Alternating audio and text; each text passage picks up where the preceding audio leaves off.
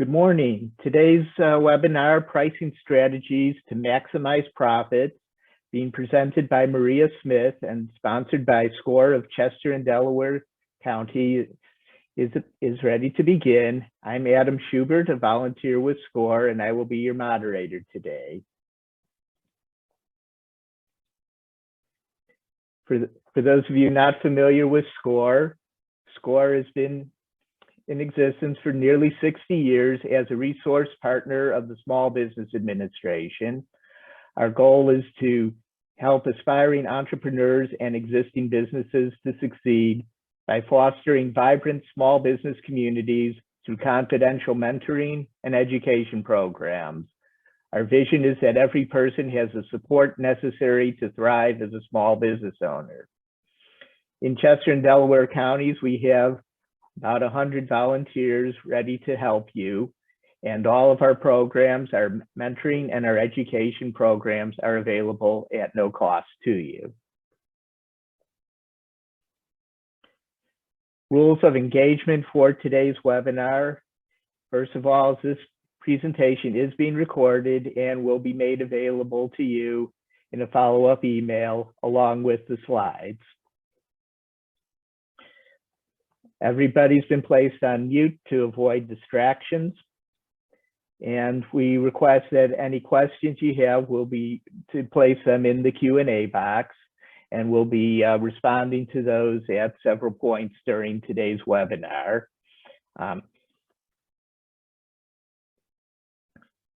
Please use the chat box if you have any comments or references you would like to share with the group. Before we get started, I'd like please to introduce our our presenter for today, Maria Smith. Maria is a retired global business leader with deep experience in business and marketing strategy, market research, and business model development. Her 30+ years in consumer and commercial products across diverse industries in public and private companies enables her to share practical tools and techniques to identify unique value propositions, understand unmet needs of target customers, analyze competitive offerings to improve business success. A dedicated SCORE volunteer and workshop presenter, Maria recently served as chairperson for the Chester and Delaware Counties chapter and continues to support the marketing and community outreach teams to improve local small business communities. These days, she spends her time giving back, volunteering with Reach and Read at CHOP, supporting kids' family grief services, University of Delaware's Learner Executive Mentoring Program, and SCORE. She lives in Glen Mills and has 3 adult children and 4 grandchildren. And with that, I'm happy to turn today's presentation over to Maria. Thank you.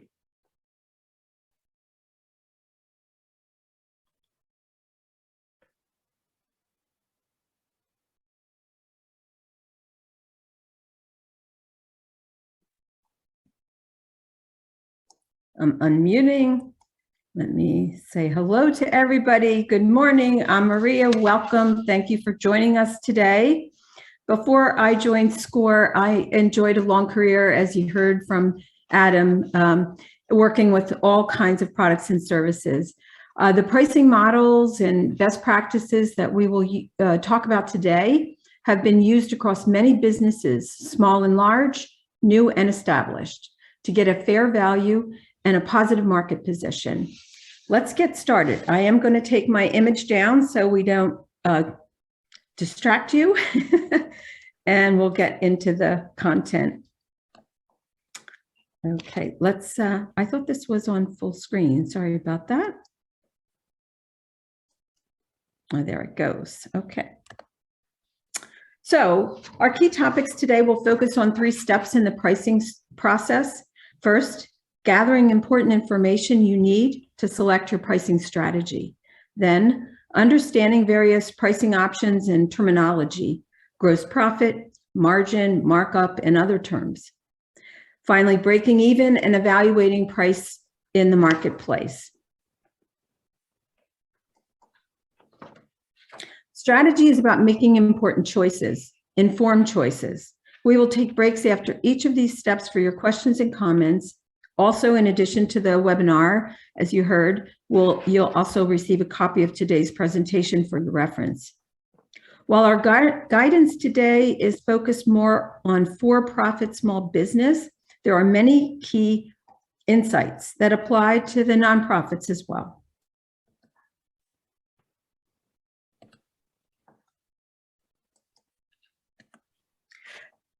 To develop a strategy, we start with the big picture first. Each of these steps in the process are key for all businesses, whether they are startup, growing, in transition, or pivoting. Note that pricing is associated with value and is not the first step. This process to define the market, understand competition, and assess customer value will take a fair amount of your time and concentration, especially for new startups. At the same time, it's also important for existing small businesses to update and refresh this knowledge and to remain healthy and grow. You see that circle on the right-hand side. This is an ongoing process through the life of your business. And that's because the world does not stay still. How well we know that from the last few years. To get your customers' perception, to get at it and understand how they think about value and price, you will need to know who cares about this product or service? Who will buy it? How do they learn about these types of offerings? Where do they get information? How can I describe the value of my offering in a way that customers will care and pay attention? Looking at the right here, the marketing mix, what price will fit with my overall marketing approach? Does the price reflect the quality and uniqueness of my product or service? Does it make sense with how I talk about my business, how I promote it? And where they shop, where customers shop for my offering, what places do they expect to find it? It's so important to gather facts about your target customers, your sales channels, and your competition, ideally before you decide your pricing strategy. As we know, it's not very hard to drop price in the marketplace, but it's almost impossible to raise price soon after introducing something new. There are many ways to get market information: meeting customers or suppliers in person, on the phone, on Zoom. Finding good databases about your category of goods and services so you can learn about your audience, know where your competitors operate, and access good suppliers. Review competitive websites and social media posts. Attend trade shows and networking events. Here's the thing. If you do not have experience doing market research or are not certain about which resources are right for your business, please get help. There are good resources available. Many are free of charge, just for the asking. Do not attempt to work on this alone. If you are not currently working with a SCORE mentor, please set up a first session. More details today about how to do that at the end of the program. Find the business librarian closest to you. There's an excellent program at Chester County Library in Exton. Seek out good trade organizations that can help you. Market research will help you to understand your target customer. As the owner of your business, you will be the expert about your customers, the segments, the profiles, their perceptions of your offering versus competition. Don't assume anything. Our opinions and points of view are often not the same as our customers. One of the best ways to learn about customers' attitudes and purchase behavior is to talk to them directly, often, and ask questions. You will want to know who they are, where, when, and why they buy your type of product or service. Will they switch brands to try yours? How many customers will be willing to try your offering? Learning in the market will help you identify the sales channels used in your industry. How do end users get access to your types of products or services today? An end user can be a business owner, a homeowner, a teacher, a scientist, a mom, whoever will benefit from using your product or service. If you sell component parts of a product or a software system for commercial use, you will likely be selling to a manufacturer or an integrator. That's a group that assembles products and programs. If you make products that people buy in stores or online, you may sell directly to retailers in some regions. To get your products into more stores outside your area, you could also sell to distributors if they have better access to retailers around the country. The bottom line is, learn which channels will get you affordable access to your target customers so that you can get more sales and make more money. Selling to more than one channel may be common in your type of business. You may find that there are different requirements to work with one group versus another. So for product companies, there are often specific packaging specs, minimum order sizes, and shipping directions that are not the same from one group to the next. For service offerings, contract terms, pricing tiers, and vendor qualifications may vary across these sales channels. It will be important to understand the requirements, the cost of doing business, and the profit potential at each of these stages. Manufacturers, distributors, retailers, they all need to cover their own cost, and they will make a profit on their contribution to your sales or orders if you're working with them. Gathering market data will help you to compare quality levels of your offering versus competition. Know what prices customers are actually paying now. It will help you to understand advantages and disadvantages of your competition, and hopefully learn ways your product or service can offer an overall better value. There are lots of questions. There is a lot of data and a lot of data sources. Take time to study your business situation in the marketplace. It will help you to develop your business idea and to improve your current business plan and shape your pricing strategy. Plan your work and work your plan. There is some caution here. When speaking directly to customers, whether they are current or potential customers, be careful how you ask your questions regarding price.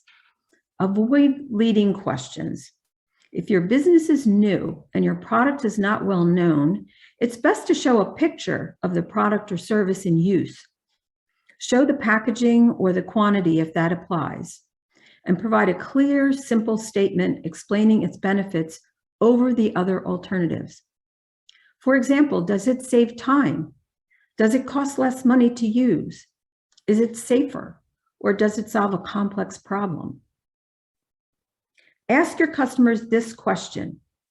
If this product or offering, and use the proper brand name, was available today, how likely would you be to buy it at this price? And name a specific price point that matches the picture you showed. Consumers and customers respond to specific prices for specific offers. They do not understand average pricing. Have them rank their response on a 1 to 5 scale. 1 being, not at all, I won't buy it. 3 being, maybe I'll buy it. And 5 being, I'm extremely likely to buy it. Only ask 1 price per customer. Why is that? Because customers will almost always choose the lowest price when given multiple price points to select from. Don't ask them, how much more would you pay for my product or service?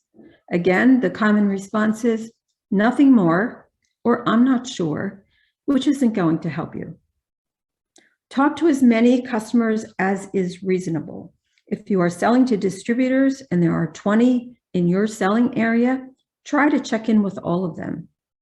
If you are selling to a very large number of business owners, homeowners, or consumers, try to speak with or survey 100 or as many as you can reach. Remember, getting 10 responses about your pricing from friends and family when you are trying to sell to thousands of homeowners across the country will not be representative of your target market. For your reference, there are some other questions on this page to help you understand value perception. All of this market feedback can help you to develop or improve your value proposition. This is your brand promise a clear statement of the benefit your product or service provides, for whom, and how you do it uniquely well. This example is a real case. Carlino's is a local Italian family grocery shop founded in the 1980s in Ardmore, Pennsylvania. They believe in family and artisan food, proud to share their legacy and inspiration with their customers. This commitment is behind everything they do. That's the story they tell. And that's what you experience when you go into their shops. What's your brand promise?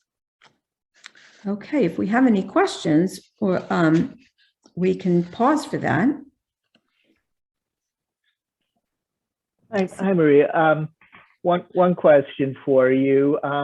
For somebody who's transitioning between a B2B and a B2C channel, what are some of the key differences they should be aware of? Well, there could be several. For one thing, for sure, when you're selling into the B2B channel, there may be different requirements, packaging requirements, minimum quantities, taxation, and so on. It depends, of course, on the location. And a B2B customer might be part of that supply chain that we just looked at, that gradation. So you really need to understand that business-to-business customer. Just like any consumer, you want to understand completely what their expectations are and how they operate. And maybe you're selling to multiple ones. You want to talk to each of them and be clear on how the process works. Thank you. The next question, is a brand promise the same as a mission statement? Not completely. Good question. Very good question. A mission statement, like the one that we shared about SCORE a few minutes ago, is really more of an internal statement with yourself, and if you have employees or associates that you work with, that's more about how you intend to, I would say, run your business, what principles you're following. A brand promise is a lot more specific to the product or service and what it's, in the words of the customers, what it's delivering to them. So they are different descriptions and serve a different purpose. Good question. Okay, so that's all the questions we have right now, Maria. Remember, okay. If you have questions, please type them in the Q&A box. Thank you. Awesome. Thank you. Let's get back here. Okay. There are many pricing strategy choices. We will focus on 3 most commonly used in small businesses in some detail today: competitive, cost plus, and value-based pricing. You will see some practical examples for each. The assumptions and numbers for illustration only to help you understand how these strategies deliver profit. Each example shows information for one product or one order for one customer. In your own companies, all the orders and all the sales combined will eventually add up to your company's total revenue, total cost, total profit, and so on. Competitive pricing is used by small businesses that sell some products or services that are the same or similar to competition. Prices for those offerings will be comparable and attract customers who want to buy from you instead of competition. At the same time, businesses using this strategy will have some offerings that are more specialized, unique, with a proven advantage. The prices for these options will be higher to reflect the added value based on what you have learned from your customers. This option is not meant to be a one-size-fits-all. So here we have a couple of images to describe a couple of types of businesses that might utilize this pricing strategy: a granite countertop installer and a market research consultant. You might think, like, well, what are some of their value-added benefits? What do they bring that's special? They may have unique credentials. They may have a money-back guarantee. extremely responsive, fast turnaround time, deep industry expertise. Let's look at an example of a project with a granite countertop installer and his customer. In this case, he has studied his target market and competition and has made these assumptions that you see at the bullet points. His customer is a homeowner with two options. The homeowner could purchase a standard grade of granite and pay a competitive price for the job. The price paid is the sales or the revenue for this project. The costs include materials, labor, time, waste. These are shown as cost of goods. They also can include cost of services that belong to this particular project. Or the homeowner could choose a premium product and program like high-grade granite or even marble with an application that will not show any of the seams or cuts in the finished installation. This involves highly specialized skill and likely takes more time and creates more waste, not to mention higher cost of materials. For the same size countertop, the prices are very different for standard versus premium. That makes sense because see how much more expensive the costs are.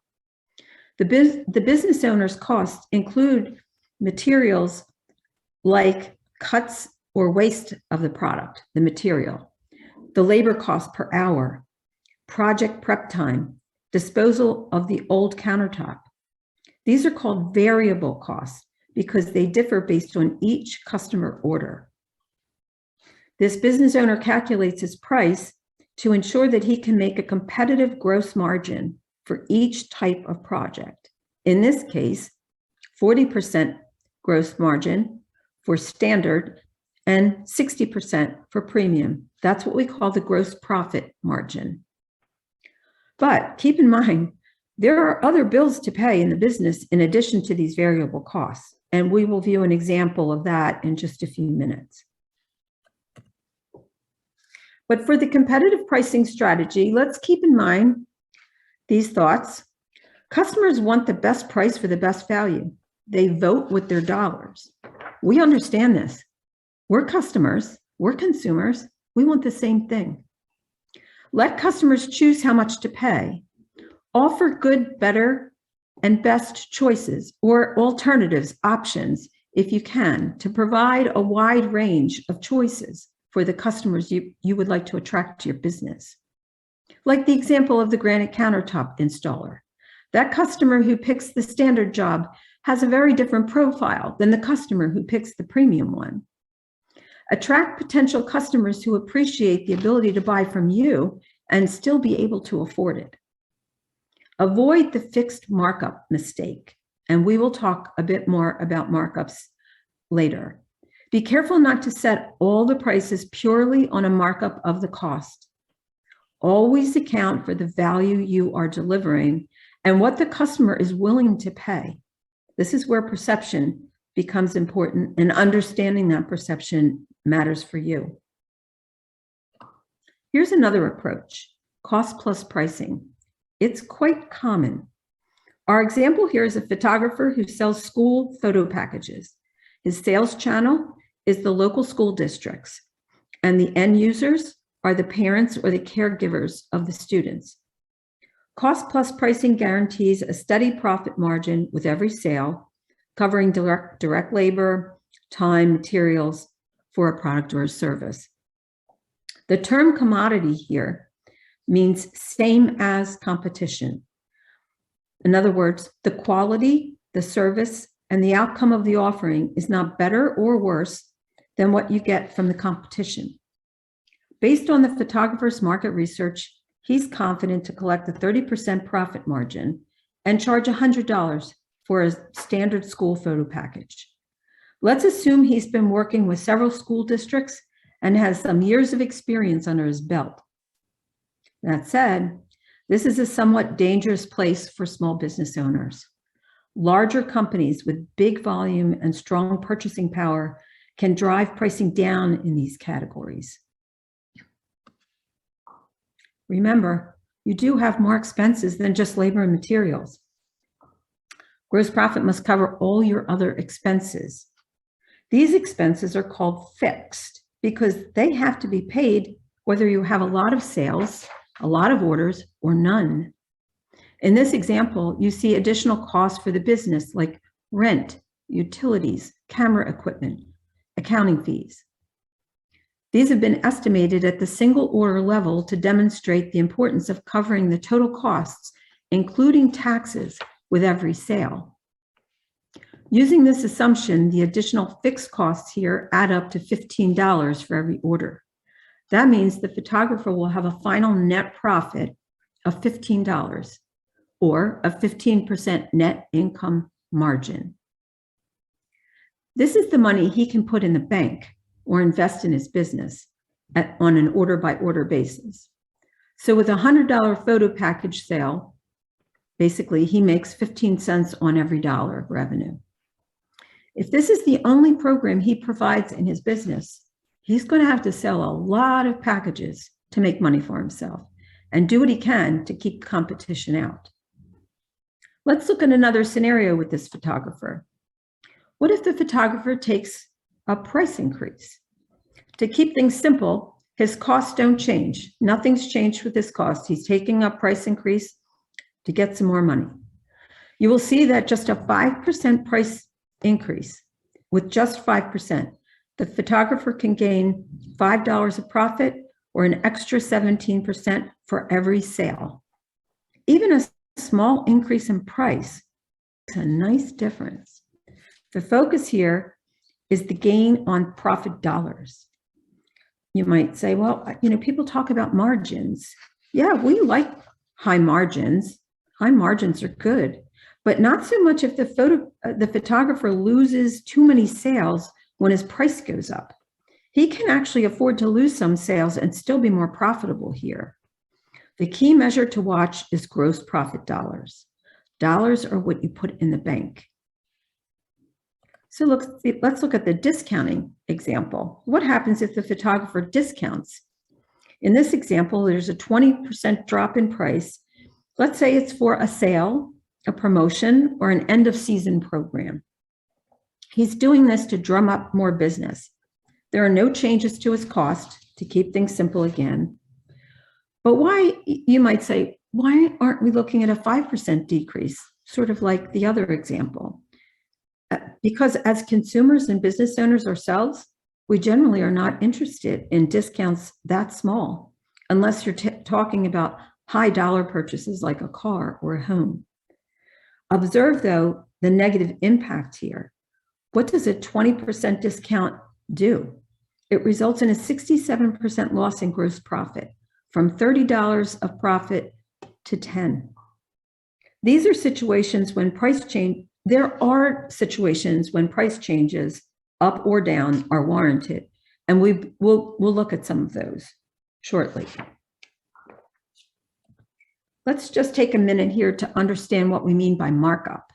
Not to be confused with gross profit margin. They're both percentages. They're not the same. In this case, we're looking at a manufacturer of t-shirts selling a package of 2. The simple math for cost plus for this strategy is taking the total sum of all the variable costs, those things we've been talking about, materials, labor, waste, and multiplying that by a desired markup, a percentage that will be sure to deliver a specific gross profit margin, another percentage. Maybe you've heard this saying about cost plus pricing and markups. Mark it up to survive and thrive. Here, the cost of goods for the 2 t-shirts is $10 per order, and the small business owner expects a 30% gross profit margin. To achieve this, his markup needs to be 45%, not 30%, 45%. Once he does the math, the price paid by the customer will be $14.50. He might round it up to $14.99 if that practice is typical in his type of business.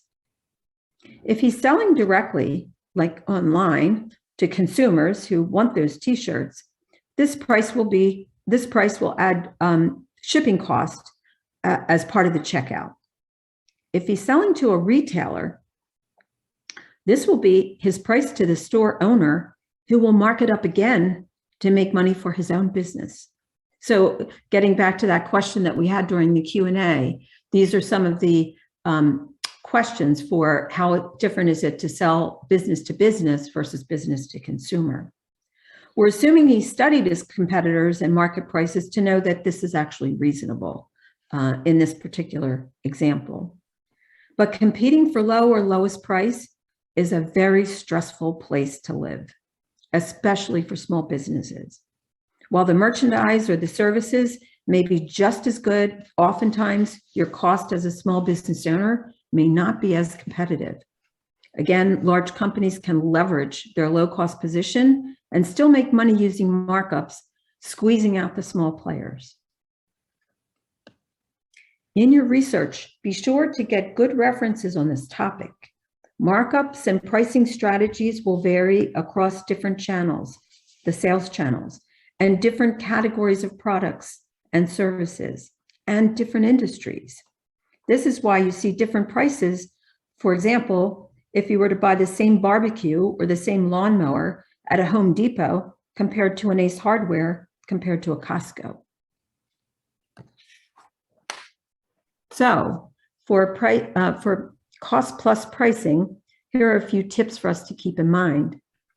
Generally, discounts are going to be 20, 30% or higher, or study what the practice is in your type of business.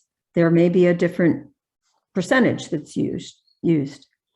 But American customers have been trained to respond at these levels. Don't discount across the board. Hold steady on price to maintain current purchase levels as best you can.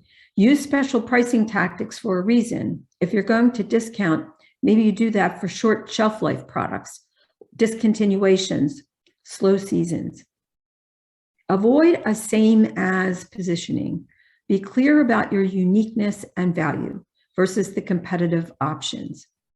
Even umbrellas cost more in the rain. It's about the value perception. So we can pause here to talk about the competitive and cost plus options if there are questions.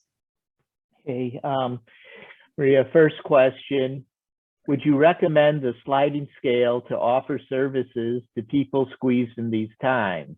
If so, how do we present and implement it without giving things away?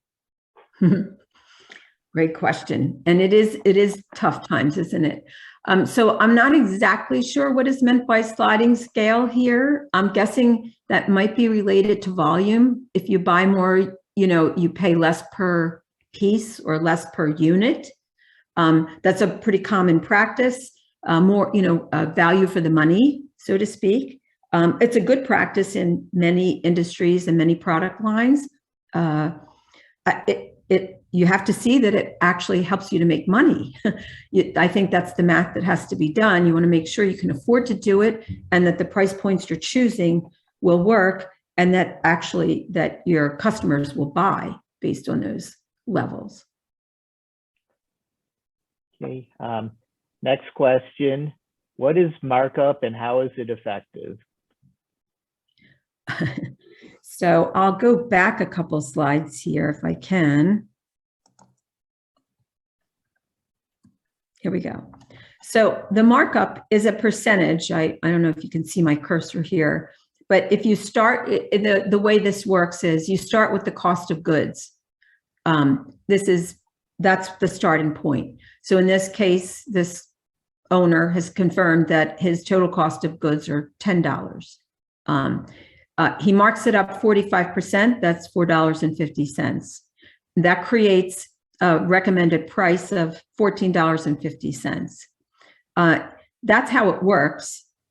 And it delivers approximately a 30% profit margin, gross profit margin. It does work for lots of companies, especially those that sell very commodity or very common types of products. What my caution is to small businesses is it's usually really difficult for small businesses to compete on a markup only program because of the more established, larger businesses that have a much lower cost of goods because of their buying power. They may be able to get materials and labor and spread those costs at a much thinner rate than you can when you're small and you're doing a lot locally and on your own.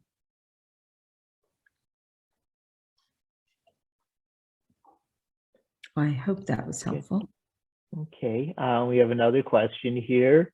Do you need to factor in age differences in consumers in understanding their attitudes to price?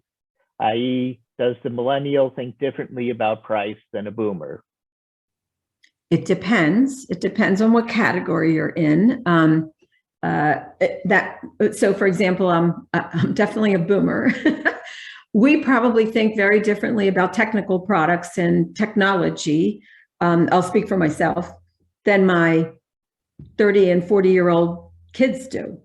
So the answer is most likely, I think you need to understand what your target audience is. The difficulty is that it's not like you can say, well, I'll charge this age group more money for the same product as the younger age group. You're going to have to understand what is a price that works for the target audience that you feel is your primary target audience, and the one that maybe would be your most profitable and the best lead customer for your business, because it's not ethical to charge prices based on age, is it? Okay, and thank you. And we have one more question here. People seem to like buy one, get one 50% off, which is ultimately a 25% discount. Is this good to use strategically, say to introduce a new product or help grow new customers? Does it then damage your value in that customers then have the perception product should be 25% less? Excellent question. I think what you have to look at is what are the best practices in your category of goods. When introducing products, if you're offering premium products, I would be careful not to discount it hot like that right out of the gate, because it may set expectations that that's the price people expect to pay all the time. Some of the marketing techniques companies use that are offering very premium products or even services is to charge the full price, but to do some sampling or have some kind of special early customer buy-in period, that sort of thing. The buy one and get 50% off is good to get people to remember to buy your product once you're in the marketplace, or maybe a common thing that you see at holiday times or whenever your seasons are heavily promoting. If for those of you who are selling at retail, you want to work with your retailers on the best way to promote your product and in which way to display that and merchandise it in their stores. So it can probably work for many products, less so, I would say, in services. I don't think service or organizations are going to do the buy one, get one free concept or things along those lines. Just also, when you try it, if you do try it, you can also try and test it before you really roll it out. If you can work with some retailers or partners who will let you just test it in a couple of locations and see if it truly does drive volume up enough to make that 25% discount, give you the extra volume you needed to get the extra revenue and the extra profit. If it doesn't work and all it does is have people who would buy you at full price buy you at a lower price, then you're not really accomplishing your objective. Okay, and for our next question, for a food small business, do you see greater profits from a volume pricing strategy or a tiered pricing strategy? Well, I suppose it depends on who your customers are. So thinking about the Carlino's example, I'm not sure how many people on the call would even be familiar with that operation. They have only 2 stores. They're premium priced, and They don't do a lot. I wouldn't say that they do tier pricing. They're not giving volume discounts and things like that. But they have a very specialized audience that is really into almost the perceived homemade Italian foods. In other cases, tiered pricing can be very valuable, maybe even more so in a B2B environment. I'm trying to think of a category where that might make sense. Something where you need more, like stocking more or buying more at one time, is something that's feasible to the clients or the customers, and that's a practice that's applied in your space. So again, you want to kind of test that out. You want to look at the math and make sure you set your goal and say, when I do it this way, here's what I'm hoping to accomplish. When I do it that way, the tiered pricing, how much more volume? Does it bring me new customers? Does it bring me new types of customers that I was hoping to get? Or does it just bring me those customers that will only buy, in that particular way, and then they go away? So, studying the results will help you to decide. Okay, that is all the questions we have for now. As a reminder, if you have questions for Maria, please enter them into the Q&A box. Good questions. Keep them coming. This is not easy. As you can tell, there's not a cookbook kind of a strategy on this sort of thing. Okay, let's get moving here. All right. Now, the third pricing strategy, and the one I would hope many of you are using or could explore ways to use, is value-based pricing. This is used with products and services that have unique differentiation, well-established branding, but not necessarily national or global brands.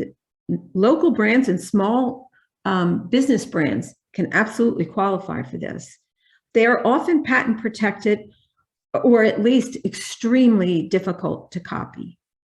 The example on this page is another real case. It's a high-quality architectural and design firm based in New England. They promise to create great places with people who believe that design matters. That's their promise. This is the kind of experience that when you experience yourself as a customer or a consumer, you talk about it. You tell other people about it. You were so impressed, or you got such a rapid response, or you got more service or more from that particular program than you actually expected. These are the special ones. So in this case, we actually have no pricing or profit numbers to share, because every single case will be different based on how the extra value and the benefits are estimated using market information.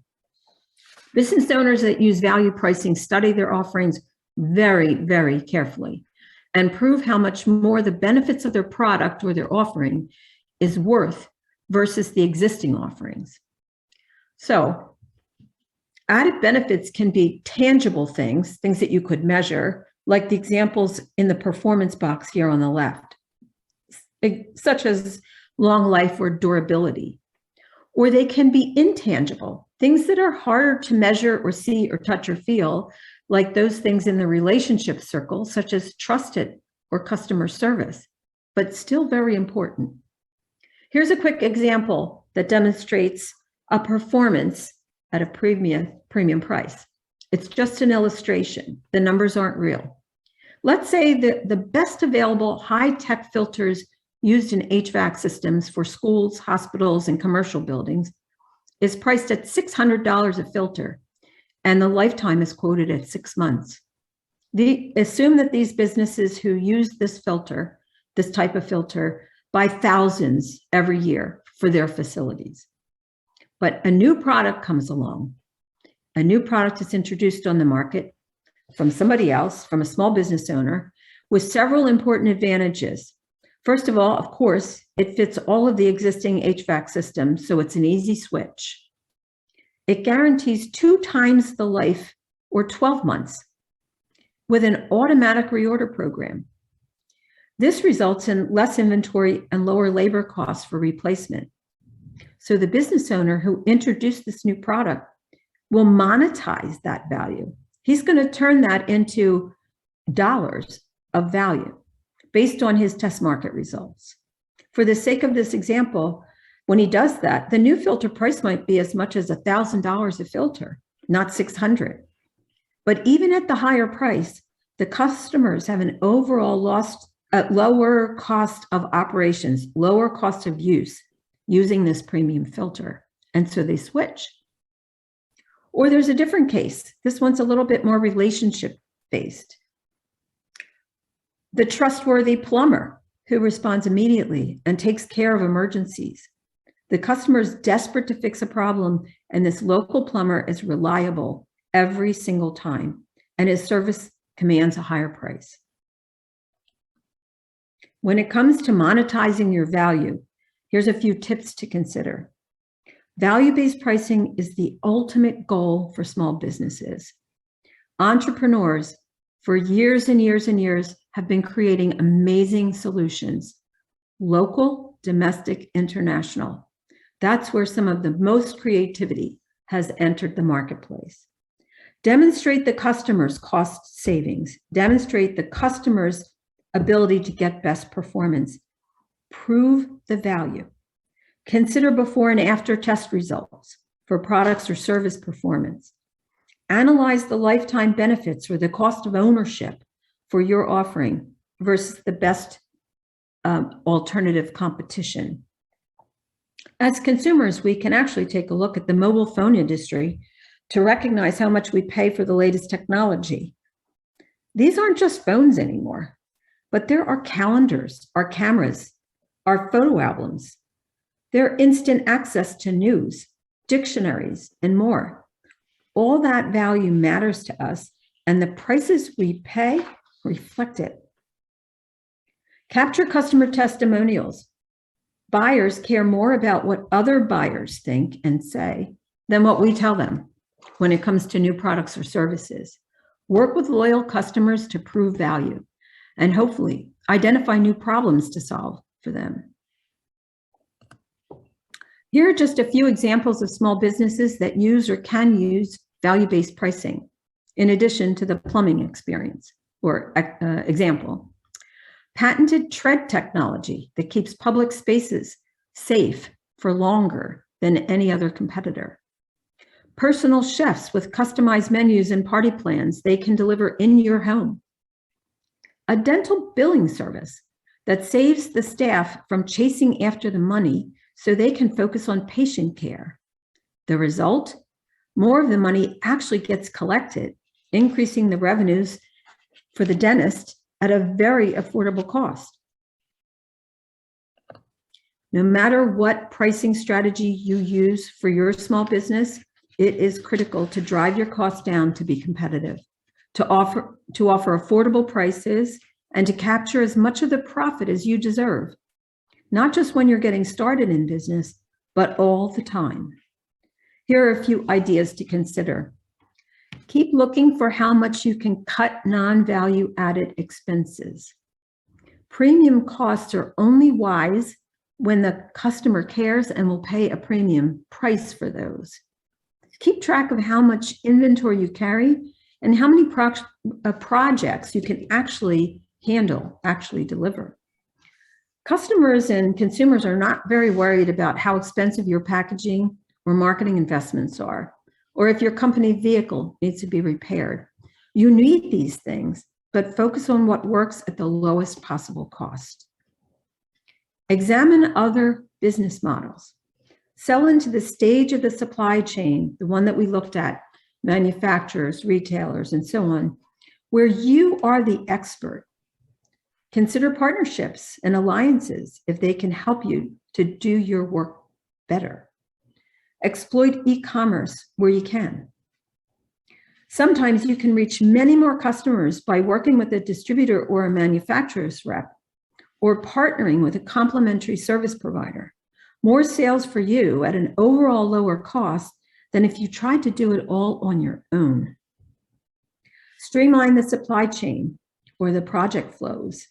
The fewer touches generally means lower cost, less time, better efficiency. And shop lower interest rates for loans that you have. Don't spend a lot of extra money on getting the money. Oops, I'm sorry. This picture here on the right is a reminder again that this work is hard and requires a lot of discussion, thought, and analysis. Get some help from people who have been there and done that. Work with your SCORE mentors, your colleagues, your accountants to identify cost-effective ways to run your business. These next couple of slides about breaking even are here for your reference and those tough discussions. For those of you starting up a business, there can be many upfront investments. This is just a list of examples, but it is not comprehensive. On the left, you see some possible upfront costs, startup costs for product businesses, and on the right for some of the service types of businesses. Every company will have their own list. Get some trusted guidance on the process to calculate your break-even position. This is not the kind of work most of us are familiar with, and it takes some careful study and decision-making. For example, as part of your research, it will be important to understand what's a reasonable payout or payback period for your investments? 1 year, 2, 3 years, or more? Do you have the capacity to make enough products or complete enough projects to achieve your break-even goal in a time frame that works for you? Be sure you have what it takes to stick it out and have the funding that'll keep you stable until the business is profitable. As we wrap up now, these next few slides just share some guidance on how you will stay current about your business performance in a competitive market. Here's a short list of ideas on how to track your sales. Identify your loyal customers, the best ones, the ones who buy from you all the time, not just on sale.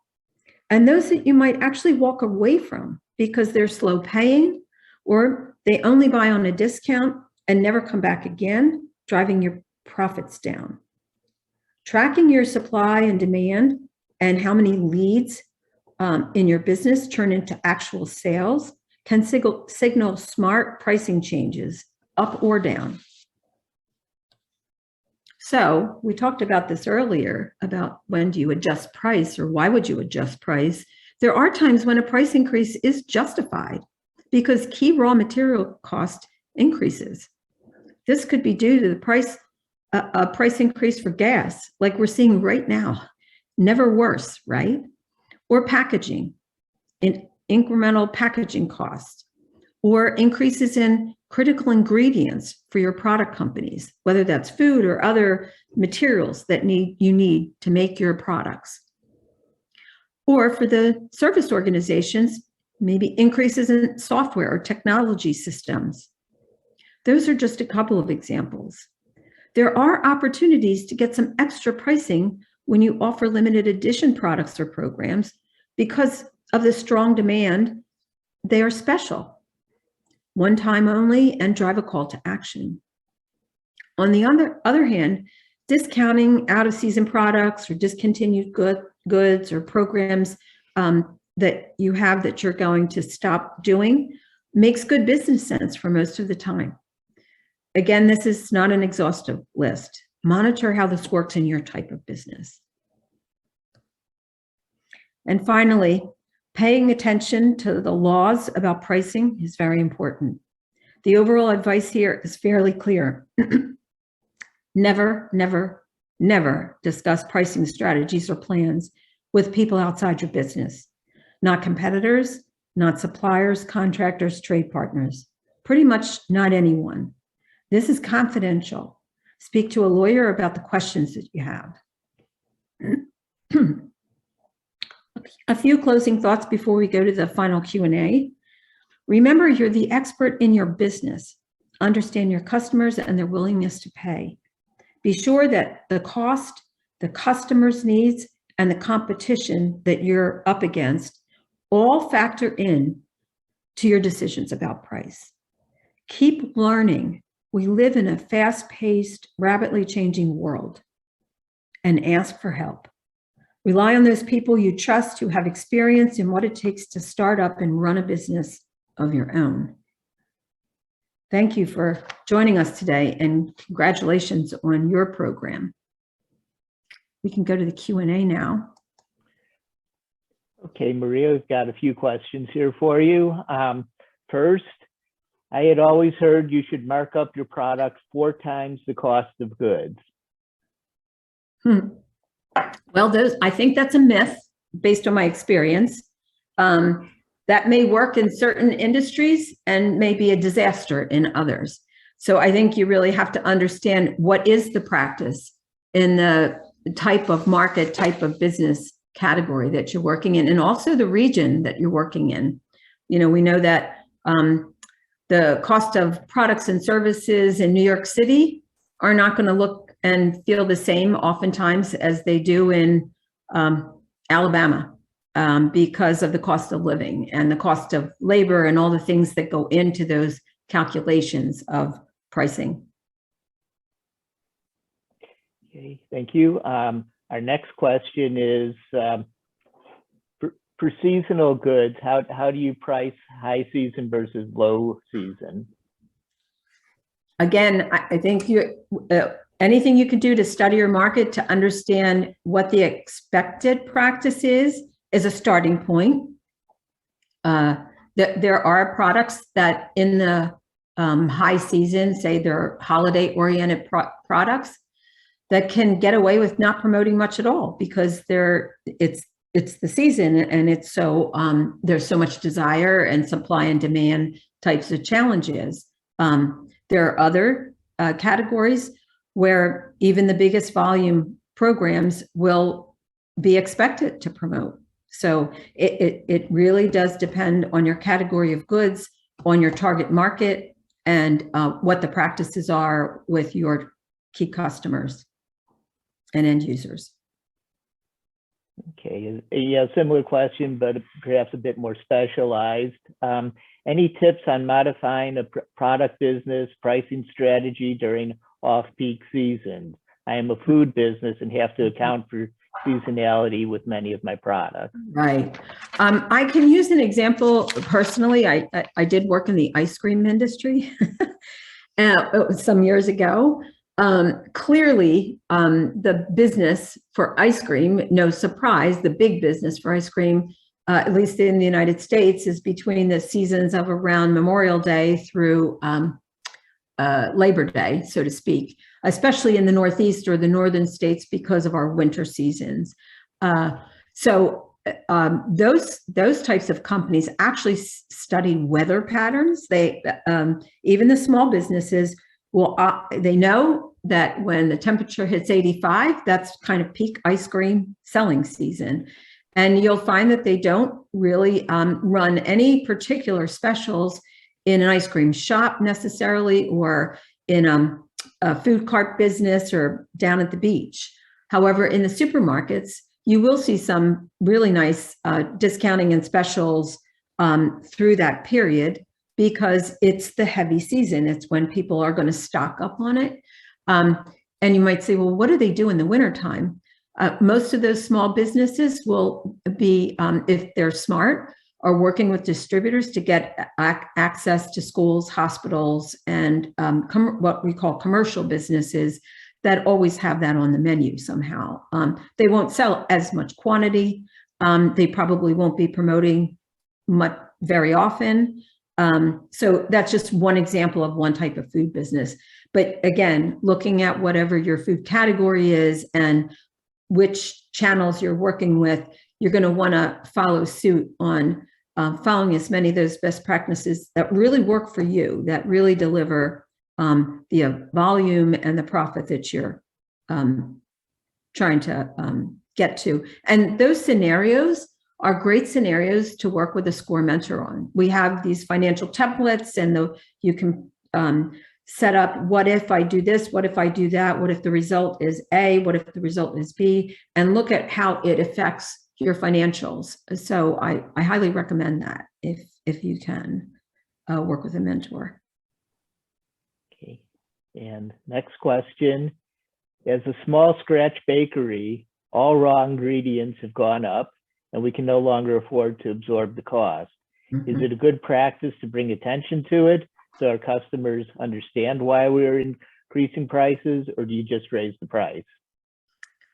Okay, well, you have to make that decision, but I would use the analogy. I think you see in many restaurants today, even some of the high-end restaurants, a small sign on the door or a little card at the front desk that they have had to raise their prices because of the supply and demand imbalances and because of the shortages on staff. And they say that they ask for your patience and will definitely make adjustments in the pricing as the market gets adjusted. So I think being honest and open with your customers in really a meaningful way is a good practice. And if you say, well, how do I know how to say it? Well, draft something or have somebody help you draft something and call a couple of your best customers and say, could I get your opinion on this?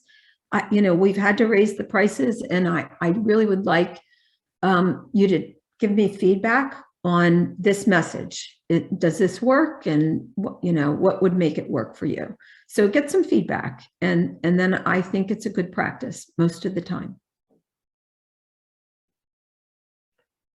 Okay, so next, can we meet with Maria personally as a mentor to discuss our particular products and pricing? Well, I'm not a mentor, but if you sign up for a SCORE mentor, I have sat in on several discussions with clients as a subject matter expert. So I'm not able to schedule the session and to be a specific mentor to anyone, not at SCORE, but I can certainly have it. I had a discussion yesterday with one of our clients about the concept of pricing in a nonprofit and also the concept of membership practices. So happy to help. Okay, thank you. And here's another question. We are an education, retail, and service business. Are there any books or authors I can look for additional guidance?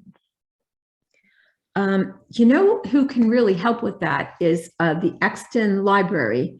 Our contact there actually is a SCORE volunteer, and also she is an employee of the library. Her name is Sam Barderick.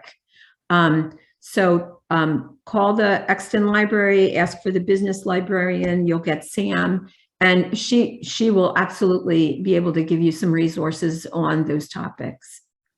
It's also good to, if you can, to find some trade organizations.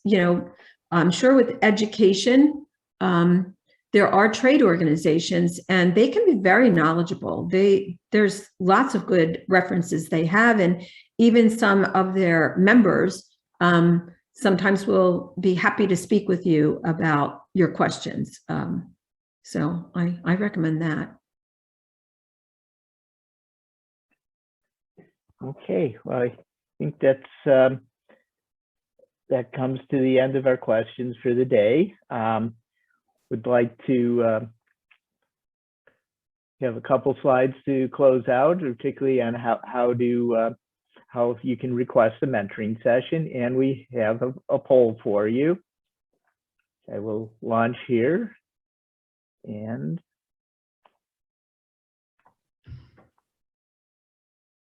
while you're filling out the poll,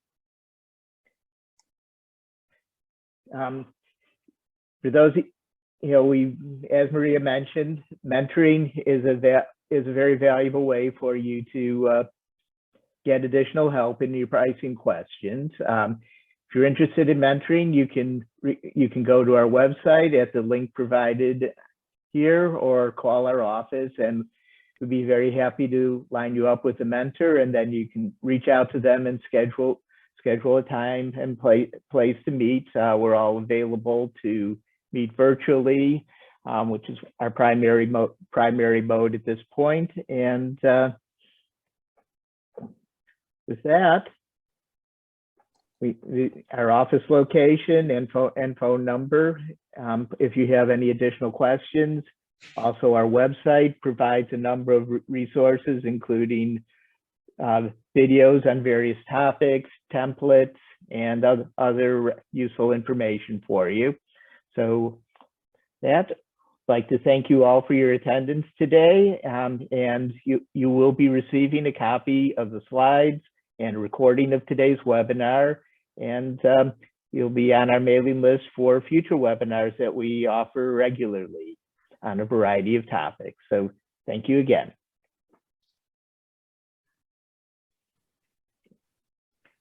And the recording should be sent out within the next day or so.